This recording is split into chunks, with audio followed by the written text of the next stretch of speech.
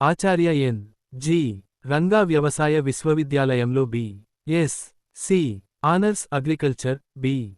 Tech, food technology కోర్సుల్లో ప్రవేశాలకు counselling. ANGRAUBSc honours agriculture మరియు బి.టెక్, ఫుడ్ టెక్నాలజీ అడ్మిషన్స్ 2026 నుండి 27.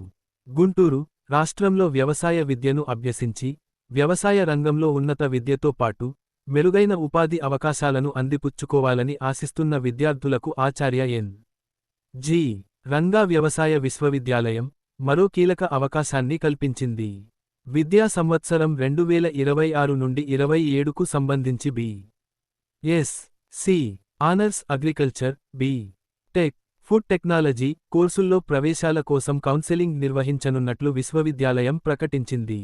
ఈ ప్రవేశాలు పూర్తిగా ఏ.పి.ఈ.ఏ.పి.సి.ఈ.టి 2026లో అభ్యర్థులు సాధించిన రాష్ట్ర స్థాయి ర్యాంకుల ఆధారంగా నిర్వహించబడనున్నాయి.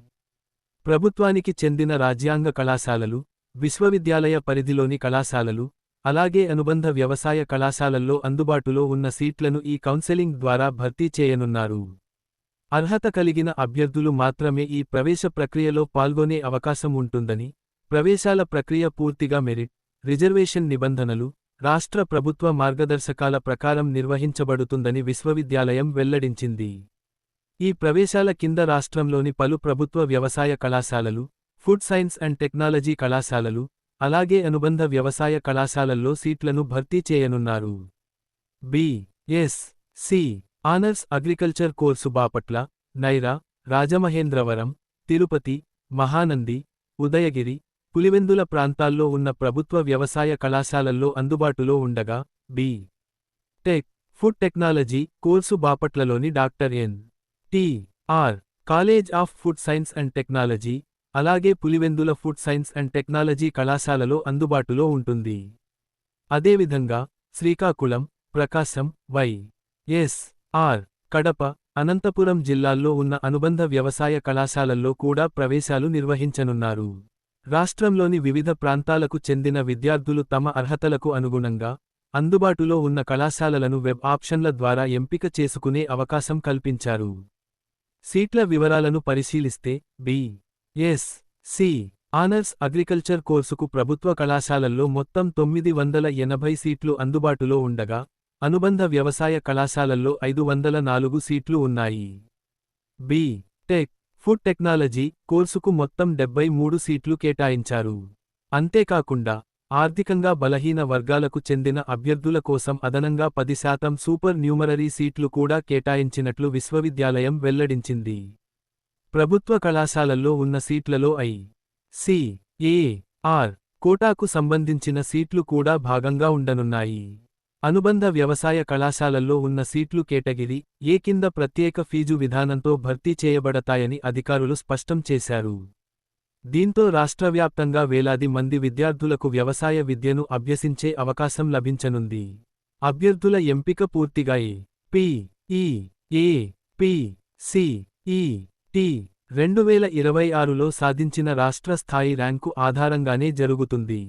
రాష్ట్ర ప్రభుత్వం జారీ చేసిన సంబంధిత ప్రభుత్వ ఉత్తర్వులు, రాష్ట్రపతి ఉత్తర్వులు, ప్రాంతీయ రిజర్వేషన్లు, సామాజిక వర్గాల రిజర్వేషన్లు, మెరిట్ నిబంధనలను అనుసరించి సీట్లను కేటాయిస్తారు. జిల్లాల వారీగా, కళాశాలల వారీగా, లేదా స్థానిక ర్యాంకులను పరిగణనలోకి తీసుకోకుండా, కేవలం రాష్ట్ర స్థాయి ర్యాంకును మాత్రమే పరిగణనలోకి తీసుకుని కౌన్సెలింగ్ నిర్వహిస్తామని అధికారులు స్పష్టం చేశారు. అభ్యర్థులు వెబ్ ఆప్షన్లు ఇచ్చే సమయంలో కళాశాలల ఎంపికను జాగ్రత్తగా చేసుకోవాలని, మెరిట్కు అనుగుణంగా మాత్రమే సీట్లు కేటాయించబడతాయని తెలిపారు. ఈ కోర్సులకు దరఖాస్తు చేయదలచిన అభ్యర్థులు 2 సంవత్సరాల ఇంటర్మీడియట్లో బి.పి.సి. లేదా ఎం.బి.పి.సి. గ్రూపుతో ఉత్తీర్ణులై ఉండాలి, లేదా విశ్వవిద్యాలయం, ఇంటర్మీడియట్ విద్యా మండలి సమాన అర్హతగా గుర్తించిన పరీక్షలో ఉత్తీర్ణులై ఉండాలి. ఫిజికల్ సైన్సెస్, బయోలాజికల్ సైన్సెస్, లేదా నేచురల్ సైన్సెస్ సబ్జెక్టులను అభ్యసించి ఉండాలి. అదేవిధంగా, ఆచార్య ఎన్. జి. రంగా వ్యవసాయ విశ్వవిద్యాలయం పరిధిలోని diploma in agriculture, diploma in seed technology, diploma in organic farming పూర్తి చేసిన అభ్యర్థులు కూడా ఈ ప్రవేశాలకు అర్హులని విశ్వవిద్యాలయం స్పష్టం చేసింది. సంబంధిత అర్హతలను పూర్తి చేసిన అభ్యర్థులు మాత్రమే కౌన్సెలింగ్లో పాల్గొనగలరని, అర్హతల ధృవీకరణ అనంతరమే సీట్ల కేటాయింపు చేపడతామని అధికారులు వెల్లడించారు. అర్హతలు, వయోపరిమితి, రైతు కోటా, రిజర్వేషన్ల పూర్తి వివరాలు. ఈ ప్రవేశాలకు దరఖాస్తు చేసుకునే ప్రతి అభ్యర్థి, విశ్వవిద్యాలయం నిర్దేశించిన విద్యార్హతలతో పాటు, వయోపరిమితి, రిజర్వేషన్ నిబంధనలు, ఇతర అర్హతలను కూడా తప్పనిసరిగా పూర్తి చేసి ఉండాలని అధికారులు స్పష్టం చేశారు. అభ్యర్థుల వయస్సును 2026 డిసెంబర్ 31 నాటికి లెక్కిస్తారు. సాధారణ వర్గానికి చెందిన అభ్యర్థులు కనీసం 17 సంవత్సరాల వయస్సు పూర్తి చేసి ఉండాలి, గరిష్టంగా 22 సంవత్సరాల వయస్సు వరకు మాత్రమే అర్హత ఉంటుంది. అంటే 2005 జనవరి 1 నుంచి 2009 డిసెంబర్ 31 మధ్య జన్మించిన అభ్యర్థులు మాత్రమే ఈ వర్గంలో ప్రవేశాలకు అర్హులవుతారు. ఎస్, సి, ఎస్, టి వర్గాలకు చెందిన అభ్యర్థులకు గరిష్ట వయోపరిమితిని 25 సంవత్సరాలకు పెంచగా, దివ్యాంగ అభ్యర్థులకు గరిష్టంగా 27 సంవత్సరాల వరకు అవకాశం కల్పించారు. దీంతో సామాజికంగా వెనుకబడిన వర్గాలు, ప్రత్యేక వర్గాలకు చెందిన అభ్యర్థులు కూడా ఈ ప్రవేశాల ప్రక్రియలో అధిక సంఖ్యలో పాల్గొనే అవకాశాన్ని విశ్వవిద్యాలయం కల్పించింది. ఈ ప్రవేశాల ప్రక్రియలో అత్యంత ప్రత్యేకమైన అంశంగా రైతు కోటాను కొనసాగిస్తున్నారు. వ్యవసాయ కుటుంబాలకు చెందిన గ్రామీణ విద్యార్థులకు ఉన్నత వ్యవసాయ విద్య అందించాలనే లక్ష్యంతో మొత్తం అందుబాటులో ఉన్న సీట్లలో 40% సీట్లను రైతు కుటుంబాలకు ప్రత్యేకంగా కేటాయించారు. ఈ కోటా కింద దరఖాస్తు చేసుకునే అభ్యర్థుల కుటుంబానికి కనీసం 1 ఎకరం వ్యవసాయ భూమి తప్పనిసరిగా ఉండాలి. ఆ భూమి అభ్యర్థి పేరు మీద, లేదా తల్లిదండ్రుల పేరు మీద మాత్రమే నమోదు అయి ఉండాలి. తాత, అమ్మమ్మ, ఇతర బంధువులు, సంరక్షకులు, కుటుంబ సభ్యులు, లేదా ఇతర వ్యక్తుల పేరుపై ఉన్న భూమిని ఈ కోటా కింద ఎట్టి పరిస్థితుల్లోనూ పరిగణనలోకి తీసుకోబోమని విశ్వవిద్యాలయం స్పష్టం చేసింది. అంతేకాకుండా, అభ్యర్థి కనీసం 4 సంవత్సరాలు మున్సిపల్ పరిధికి వెలుపల ఉన్న గ్రామీణ పాఠశాలల్లో చదివి ఉండడం కూడా తప్పనిసరి అర్హతగా పేర్కొంది. గ్రామీణ ప్రాంత విద్యార్థులకు ప్రాధాన్యత కల్పించడమే ఈ కోటా ముఖ్య ఉద్దేశమని అధికారులు వెల్లడించారు. రైతు కోటా కింద ప్రవేశాలను పొందదలచిన అభ్యర్థులు నిర్ణయించిన అన్ని ధృవపత్రాలను తప్పనిసరిగా సమర్పించాలి. మండల రెవెన్యూ అధికారి లేదా తహసీల్దార్ ధృవీకరించిన ఫారం 1, సంబంధిత పాఠశాల ప్రధానోపాధ్యాయుడు ధృవీకరించిన ఫారం 2, భూమి వివరాలను నిర్ధారించే అడంగల్ లేదా 1B పత్రం, అలాగే మున్సిపలేతర ప్రాంతంలో చదివినట్లు నిరూపించే స్టడీ సర్టిఫికెట్లను తప్పనిసరిగా అప్లోడ్ చేయాలి. ఈ 4 పత్రాల్లో ఏ ఒక్కటి సమర్పించకపోయినా, రైతు కోటా కింద చేసిన అభ్యర్థనను ఎలాంటి తదుపరి పరిశీలన లేకుండానే తిరస్కరిస్తామని అధికారులు హెచ్చరించారు. అందువల్ల రైతు కోటా ప్రయోజనం పొందదలచిన అభ్యర్థులు, ప్రతి ధృవపత్రాన్ని జాగ్రత్తగా పరిశీలించి, పూర్తిస్థాయిలో సమర్పించాలని సూచించారు. పత్రాల్లో తప్పులు, అసంపూర్ణ సమాచారం, లేదా ధృవీకరణ లేకపోతే కూడా దరఖాస్తు తిరస్కరించబడే అవకాశం ఉందని పేర్కొన్నారు. రిజర్వేషన్ విధానంలో భాగంగా వెనుకబడిన వర్గాలకు మొత్తం 29% సీట్లు కేటాయించారు.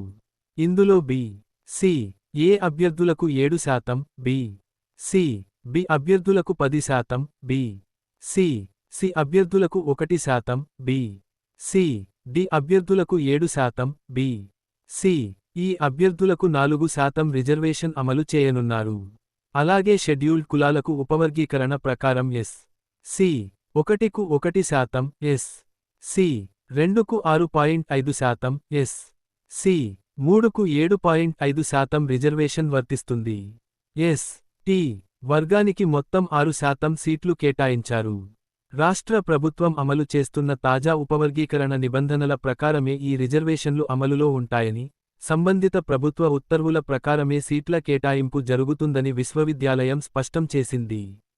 ప్రత్యేక వర్గాలకు కూడా విశ్వవిద్యాలయం విశేష ప్రాధాన్యత కల్పించింది. మొత్తం 9% సీట్లను ప్రత్యేక వర్గాలకు కేటాయించారు. ఇందులో రక్షణ దళాల సిబ్బంది పిల్లలకు 2%, ఎన్, సి, సి అభ్యర్థులకు 1%, దివ్యాంగ అభ్యర్థులకు 5%, క్రీడాకారులకు 0.5%, స్కౌట్స్ అండ్ గైడ్స్ అభ్యర్థులకు 0.5% రిజర్వేషన్ అమలు చేయనున్నారు. ఈ ప్రత్యేక వర్గాలకు చెందిన అభ్యర్థుల ధృవపత్రాలను సంబంధిత శాఖల అధికారులు ధృవీకరించిన అనంతరం మాత్రమే ప్రాధాన్యత క్రమాన్ని నిర్ణయిస్తారు. అనంతరం ఏ, పి, ఈ, ఏ, పి, సి, ఈ, టి 2026 రాష్ట్ర స్థాయి ర్యాంకు ఆధారంగా సీట్ల కేటాయింపు జరుగుతుంది.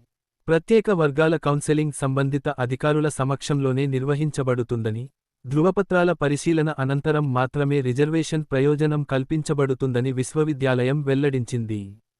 అదనంగా, ఆర్థికంగా బలహీన వర్గాలకు మొత్తం 10% సూపర్ న్యూమరరీ సీట్లు ప్రత్యేకంగా కేటాయించారు.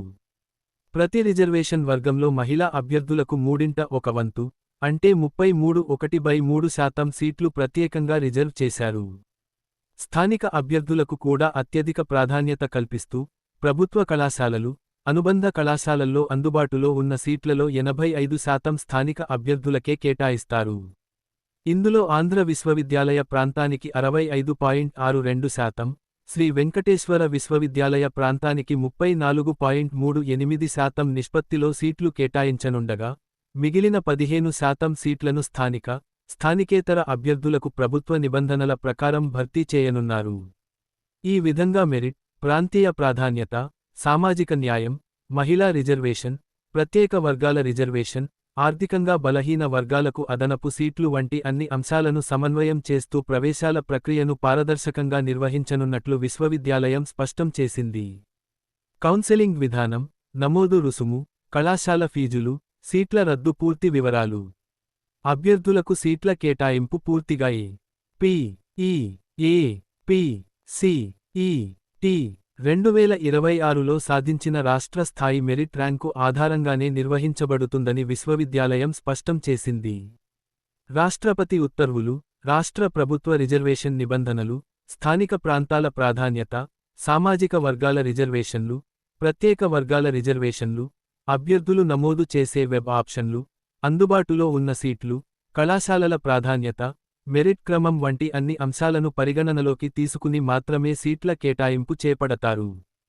సీటు కేటాయింపు పూర్తయిన అనంతరం, అభ్యర్థులు నిర్ణయించిన గడువులోపు, సంబంధిత కళాశాలలో, అన్ని ఒరిజినల్ ధృవపత్రాలతో హాజరై, ప్రవేశ రుసుములు, ఇతర ఫీజులను చెల్లించి, తమ ప్రవేశాన్ని ఖరారు చేసుకోవాల్సి ఉంటుంది.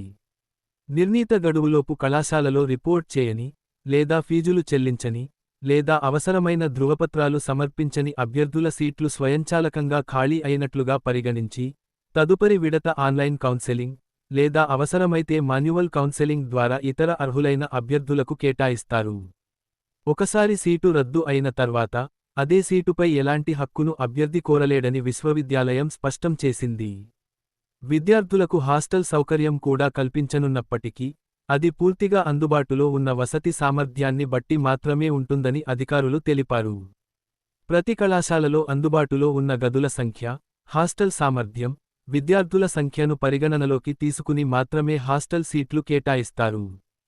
ప్రతి విద్యార్థికి హాస్టల్ వసతి తప్పనిసరిగా లభిస్తుందని ఎలాంటి హామీ ఇవ్వబడదని, అందువల్ల హాస్టల్ సౌకర్యం కోరుకునే విద్యార్థులు సంబంధిత కళాశాల హాస్టల్ నిబంధనలు, క్రమశిక్షణా నియమాలు, ఫీజు చెల్లింపు విధానాలను తప్పనిసరిగా పాటించాలని విశ్వవిద్యాలయం సూచించింది. ఆన్లైన్ నమోదు సమయంలో సాధారణ వర్గానికి చెందిన అభ్యర్థులు ₹1000 నమోదు రుసుముగా చెల్లించాల్సి ఉంటుంది. ఎస్.సి.ఎస్.టి. దివ్యాంగులైన అభ్యర్థులు మాత్రం ₹500 మాత్రమే నమోదు రుసుముగా చెల్లించాలి. ఈ మొత్తాన్ని పూర్తిగా ఆన్లైన్ విధానంలోనే చెల్లించాల్సి ఉంటుందని, రుసుము చెల్లించిన తర్వాత మాత్రమే నమోదు ప్రక్రియ పూర్తవుతుందని అధికారులు స్పష్టం చేశారు.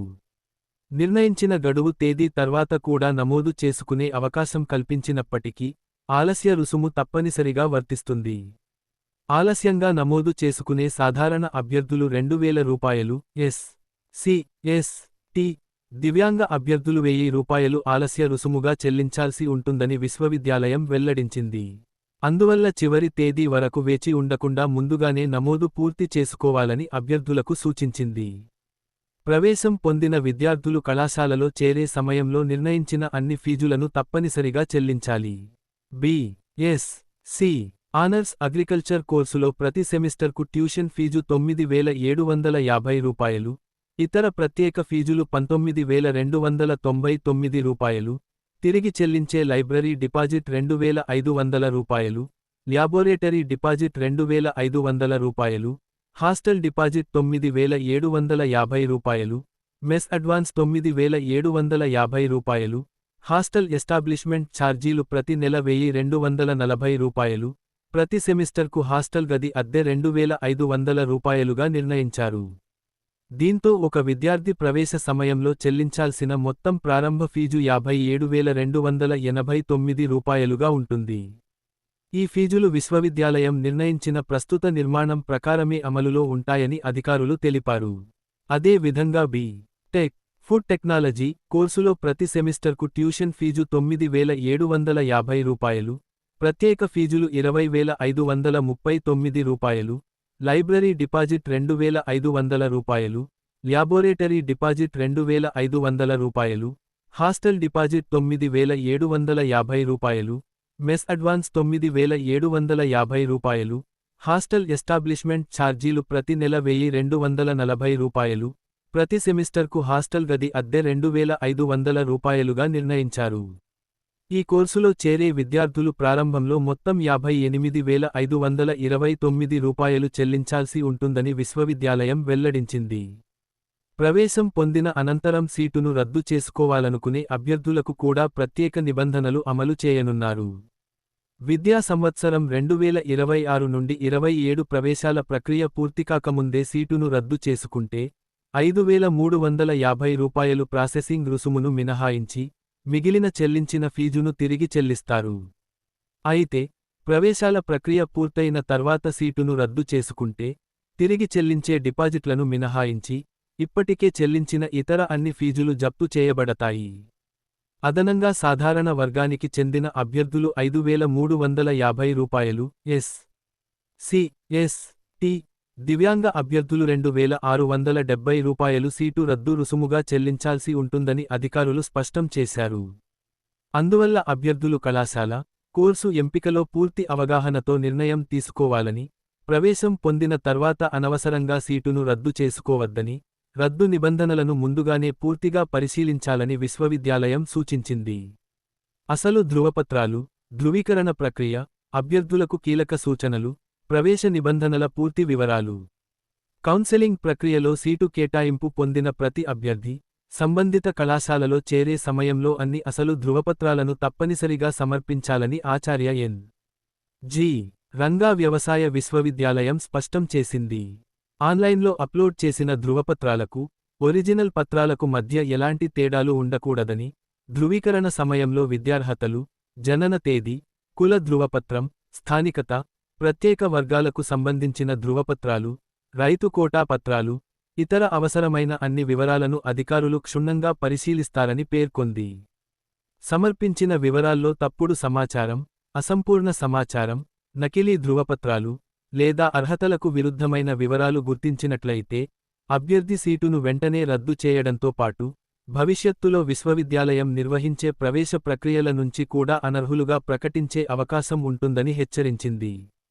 అభ్యర్థులు కౌన్సెలింగ్కు హాజరయ్యే సమయంలో పి.ఈ.ఏ.పి.సి.ఈ.టి.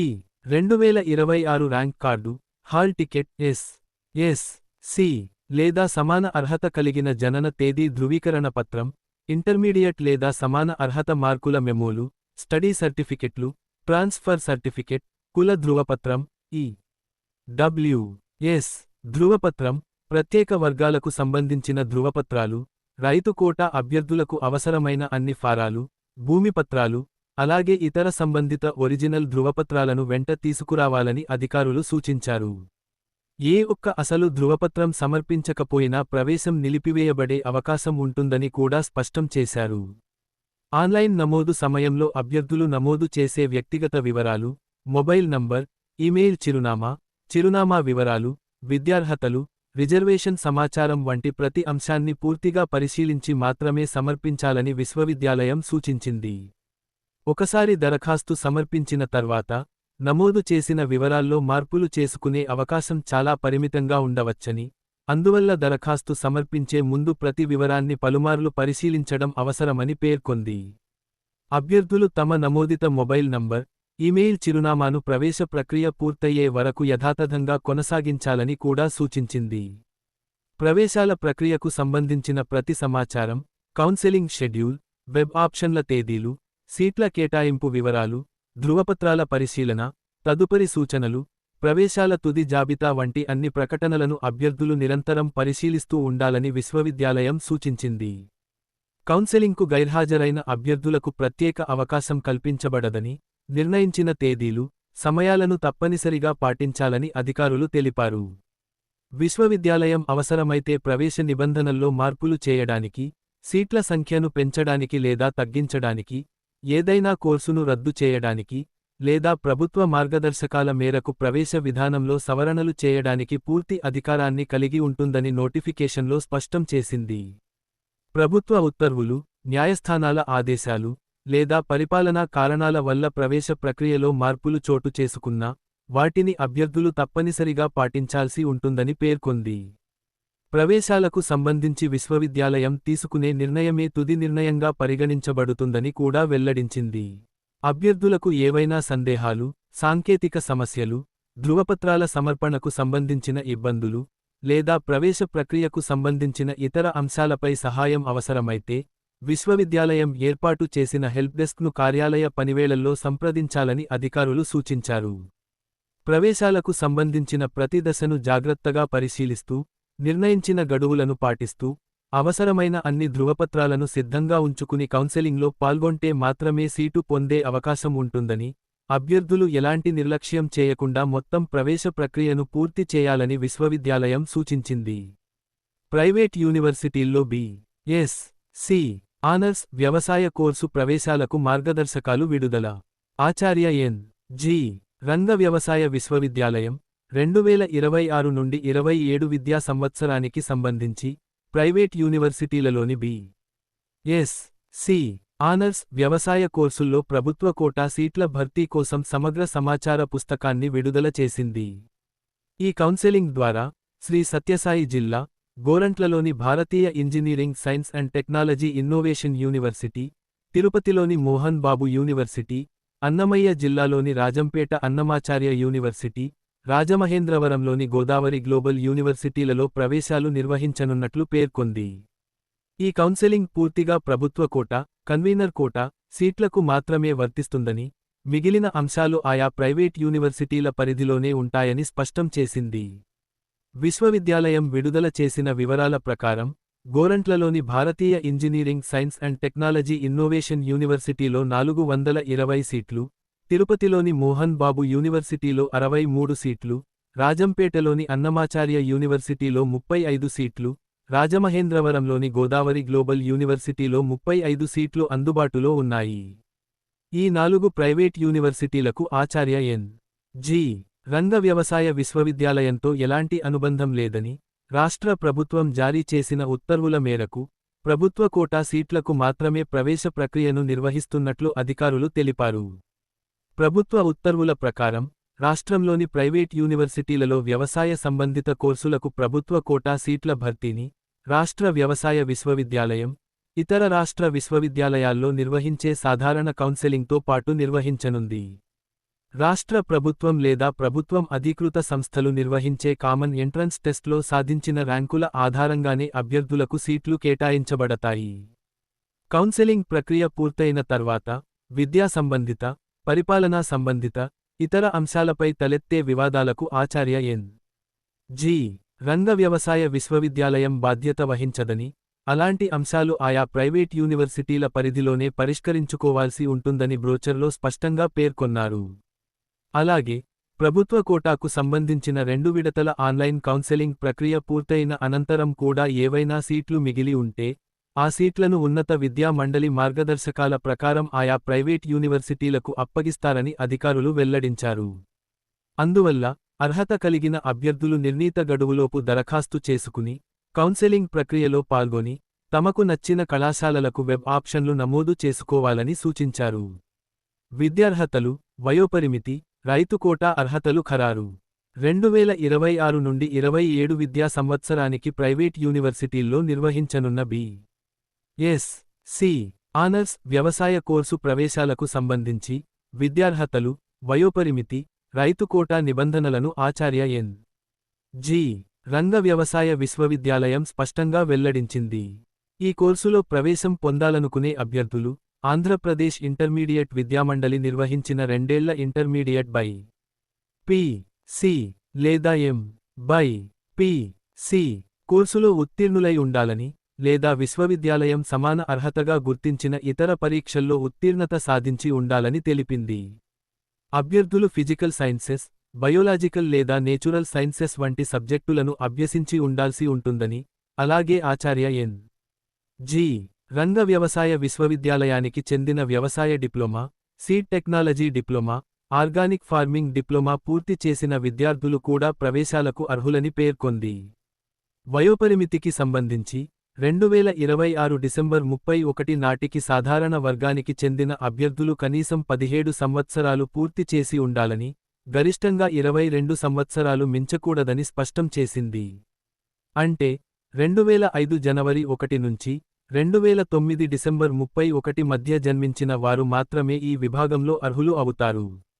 ఎస్.సి.ఎస్.టి.